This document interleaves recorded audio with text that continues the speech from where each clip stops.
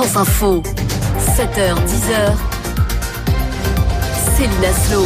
À suivre, notre grand témoin est la députée ukrainienne Lesia Vassilenko. Alors que l'Ukraine craint d'être visée par des frappes brutales, c'est aujourd'hui la fête nationale de l'indépendance. Et puis on ira aussi à Moscou voir si les sanctions occidentales sont vraiment efficaces. 6 mois jour pour jour après le début de l'invasion russe. 7h40, je vous souhaite une excellente journée en notre compagnie. Ce qu'il faut retenir de l'actualité de ce mercredi, c'est le fil info de Louise Buyens.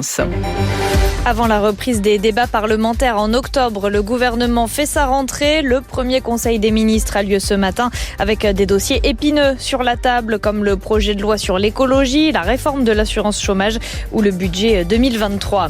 Le rapport d'enquête sur l'organisation du Colantes à la prison de Fresnes révèle que le choix des activités s'est fait sans concertation avec le ministre de la Justice. Éric Dupond-Moretti affirme qu'il n'était pas au courant de l'épreuve de karting. Il annonce qu'une validation express de la direction de l'administration pénitentiaire sera désormais nécessaire pour tous les projets de réinsertion en prison.